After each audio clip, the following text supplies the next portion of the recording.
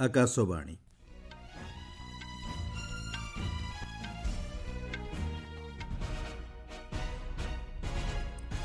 ସମ୍ବାଦ ପଢ଼ୁଛନ୍ତି ସତ୍ୟବ୍ରତ ବେହୁରା। ଅଷ୍ଟାଦଶ ପ୍ରବାସୀ ଭାରତୀୟ ଦିବସ ସମ୍ମିଳନୀର ଆଜି ସମାପନ ଦିବସରେ ଯୋଗଦେବେ ରାଷ୍ଟ୍ରପତି ଦ୍ରୌପଦୀ ମୁର୍ମୁ।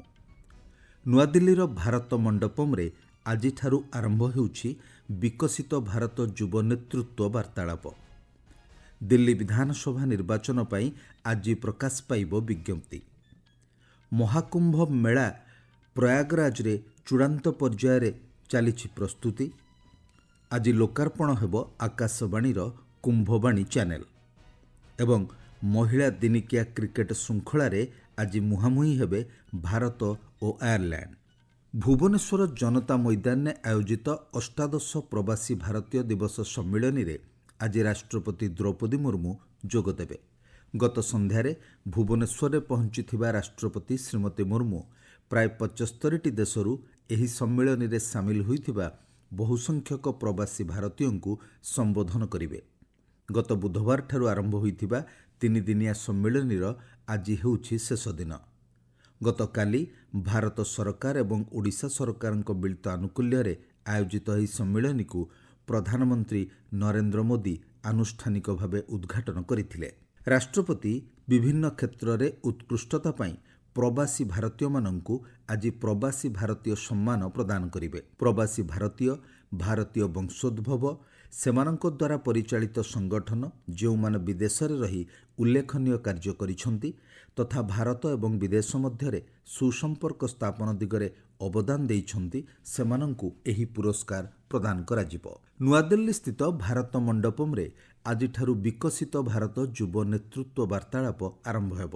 ଯୁବ ବ୍ୟାପାର ଏବଂ କ୍ରୀଡ଼ା ମନ୍ତ୍ରଣାଳୟ ପକ୍ଷରୁ ମିଳିଥିବା ସୂଚନା ଅନୁଯାୟୀ ଚଳିତ ମାସ 12 ତାରିଖ ପର୍ଯ୍ୟନ୍ତ ଚାଲିବାକୁ ଥିବା ଏହି କାର୍ଯ୍ୟକ୍ରମରେ ଯୁବପିଢ଼ିଙ୍କୁ ବିକଶିତ ଭାରତ ପାଇଁ ଅଭିନବ ସମାଧାନ ଉପସ୍ଥାପନ କରିବା ଲାଗି ସୁଯୋଗ ପ୍ରଦାନ କରିବ। ଯୁବ ନେତୃତ୍ୱଙ୍କୁ ଦେଶର ଭବିଷ୍ୟତ ଗଠନରେ ଜାତୀୟ ଏବଂ ଆନ୍ତର୍ଜାତିକ ନେତୃତ୍ୱଙ୍କ ସହ ସିଧାସଳଖ ଯୋଗାଯୋଗ କରିବାରେ ଏହି ମଞ୍ଚ ସହାୟକ ହେବ। ମନ୍ତ୍ରଣାଳୟ କହିଛି, ଦେଶର ବିଭିନ୍ନ ସ୍ଥାନରୁ ପ୍ରାୟ 30 ଲକ୍ଷ ଯୁବକ ଯୁବତୀ ସେମାନଙ୍କ ଚିନ୍ତାଧାରାକୁ ପ୍ରକାଶ କରିବା ପାଇଁ ଏହି କାର୍ଯ୍ୟକ୍ରମଗୁଡ଼ିକରେ ଅଂଶଗ୍ରହଣ କରିଥିଲେ। ବିକଶିତ ଭାରତ ଯୁବ ନେତୃତ୍ୱ ବାର୍ତ୍ତାଳାପ ପାଇଁ ସାରା ଦେଶରୁ 3000 ଯୁବକ ଯୁବତୀଙ୍କୁ ଚୟନ କରାଯାଇଛି। 10ଟି ବିଷୟବସ୍ତୁ ଉପରେ ପ୍ରତିଯୋଗୀମାନେ ଉପସ୍ଥାପନା କରିବେ। ବିଶେଷତଃ ବିକଶିତ ଭାରତ, କୃଷି ଉତ୍ପାଦକତା ବୃଦ୍ଧି, ଷ୍ଟାର୍ଟଅପ୍ ଓ ଭବିଷ୍ୟତ ଭିତ୍ତିଭୂମି ନିର୍ମାଣ ଆଦି ବିଷୟରେ ପ୍ରତିଯୋଗୀମାନେ ସେମାନଙ୍କ ଚିନ୍ତାଧାରା ପ୍ରକାଶ କରିବେ ବୋଲି ଜଣାପଡ଼ିଛି। ଦିଲ୍ଲୀ ବିଧାନସଭା ନିର୍ବାଚନ ପାଇଁ ଆଜି ବିଜ୍ଞପ୍ତି ପ୍ରକାଶ ପାଇବ। ବିଜ୍ଞପ୍ତି ପ୍ରକାଶ ପାଇବା ପରେ ନାମାଙ୍କନ ପ୍ରକ୍ରିୟା ଆରମ୍ଭ ହେବ। ସୂଚନା ଅନୁଯାୟୀ ପ୍ରାର୍ଥୀମାନେ ଚଳିତ ମାସ 17 ତାରିଖ ପର୍ଯ୍ୟନ୍ତ ନାମାଙ୍କନ ପତ୍ର ଦାଖଲ କରିପାରିବେ। ପ୍ରାର୍ଥୀପତ୍ର ପ୍ରତ୍ୟାହାରର ଶେଷ ତାରିଖ ଚଳିତ ମାସ 20 ତାରିଖ ରହିଛି। ପ୍ରାର୍ଥୀପତ୍ର ଦାଖଲ ନିମନ୍ତେ ନିର୍ବାଚନ କମିଶନଙ୍କ ପକ୍ଷରୁ ସମସ୍ତ ବ୍ୟବସ୍ଥା କରାଯାଇଛି। 70 ଆସନ ବିଶିଷ୍ଟ ଦିଲ୍ଲୀ ବିଧାନସଭା ପାଇଁ ଆସନ୍ତା ମାସ 5 ତାରିଖରେ ମତଦାନ ହେବ। ଫେବୃଆରୀ 8 ତାରିଖରେ ଭୋଟ ଗଣତି କରାଯାଇ ସେହିଦିନ ଫଳାଫଳ ପ୍ରକାଶ ପାଇବ। ଦିଲ୍ଲୀରେ 1,55,00,000ରୁ ଅଧିକ ଭୋଟର ଥିବାବେଳେ ସେମାନଙ୍କ ମଧ୍ୟରେ 83 ଲକ୍ଷରୁ ଅଧିକ ପୁରୁଷ ଏବଂ 71 ଲକ୍ଷରୁ ଅଧିକ ମହିଳା ଭୋଟର ଅଛନ୍ତି। ଇତିମଧ୍ୟରେ ଶାସକ ଆମ୍ ଆଦମୀ ପାର୍ଟି ସମସ୍ତ ଆସନ ନିମନ୍ତେ ପ୍ରାର୍ଥୀ ଘୋଷଣା କରିସାରିଥିବା ବେଳେ ବିଜେପି 29 ଏବଂ କଂଗ୍ରେସ 48 ଜଣ ପ୍ରାର୍ଥୀଙ୍କ ନାମ ଘୋଷଣା କରିଛି। 2020 ବିଧାନସଭା ନିର୍ବାଚନରେ ଆମ୍ ଆଦମୀ ପାର୍ଟି 62ଟି ଆସନ ପାଇଥିବା ବେଳେ ବିଜେପିକୁ 8ଟି ଆସନ ମିଳିଥିଲା। ମହିଳା ଓ ଶିଶୁ ବିକାଶ ମନ୍ତ୍ରୀ ଅନ୍ନପୂର୍ଣ୍ଣା ଦେବୀ ଆଜି ରାଜସ୍ଥାନର ଉଦୟପୁରଠାରେ 3 ଦିନିଆ ଚିନ୍ତନ ଶିବିରକୁ ଉଦ୍ଘାଟନ କରିବେ।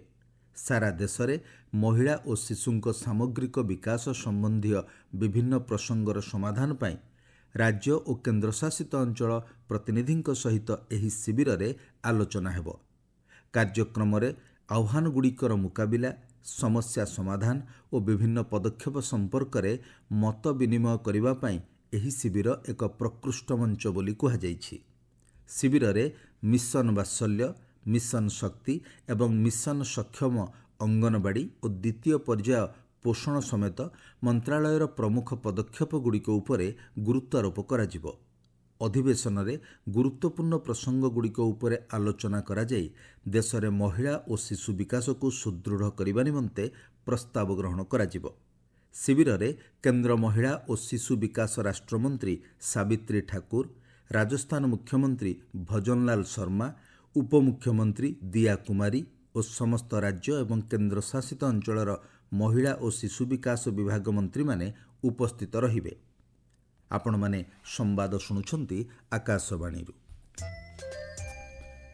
ଚଳିତ ମାସ 13 ତାରିଖରୁ ଆସନ୍ତା ମାସ 26 ତାରିଖ ପର୍ଯ୍ୟନ୍ତ ଉତ୍ତରପ୍ରଦେଶର ପ୍ରୟାଗରାଜରେ ମହାକୁମ୍ଭମେଳା ଅନୁଷ୍ଠିତ ହେବ। ଏହି କାର୍ଯ୍ୟକ୍ରମ ପୌଷ ପୂର୍ଣ୍ଣିମାରେ ଦୀପ ଅମୃତ ସ୍ନାନରୁ ଆରମ୍ଭ ହୋଇ 2025ର ଶେଷ ଅମୃତ ସ୍ନାନ ସହିତ ମହାଶିବରାତ୍ରି ଦିନ ସମାପ୍ତ ହେବ। ଉତ୍ତରପ୍ରଦେଶ ମୁଖ୍ୟମନ୍ତ୍ରୀ ଯୋଗୀ ଆଦିତ୍ୟନାଥ କହିଛନ୍ତି, ଚଳିତ ବର୍ଷ 40 କୋଟିରୁ ଅଧିକ ଶ୍ରଦ୍ଧାଳୁଙ୍କ ସମାଗମ ହେବା ଆଶା କରାଯାଉଛି। ମହାକୁମ୍ଭ ଅର୍ଥନୈତିକ ଅଭିବୃଦ୍ଧିରେ ସହାୟକ ହେବ ଏବଂ ଏହି ମେଳାରେ 2 ଲକ୍ଷ କୋଟି ଟଙ୍କା ପର୍ଯ୍ୟନ୍ତ ଆୟ ହେବ ବୋଲି ଆକଳନ କରାଯାଇଛି। ଗତ ସନ୍ଧ୍ୟାରେ ମହାକୁମ୍ଭର ପ୍ରସ୍ତୁତି ସମୀକ୍ଷା କରିବା ପରେ ମୁଖ୍ୟମନ୍ତ୍ରୀ ଯୋଗୀ ଆଦିତ୍ୟନାଥ ଗଣମାଧ୍ୟମକୁ ସୂଚନା ଦେଇ ଏହା କହିଛନ୍ତି। ସେ କହିଛନ୍ତି, ପ୍ରୟାଗରାଜରେ ତୀର୍ଥଯାତ୍ରୀଙ୍କ ସୁରକ୍ଷା ନେଇ ସମସ୍ତ ପ୍ରସ୍ତୁତି ଚୂଡ଼ାନ୍ତ ହୋଇଛି। 2 ଦିନିଆ ପ୍ରୟାଗରାଜ ଗସ୍ତରେ ଯାଇଥିବା ଶ୍ରୀ ଆଦିତ୍ୟନାଥ ଗତକାଲି ଡିଜିଟାଲ ମିଡିଆ ସେଣ୍ଟରକୁ ଉଦ୍ଘାଟନ କରିଛନ୍ତି।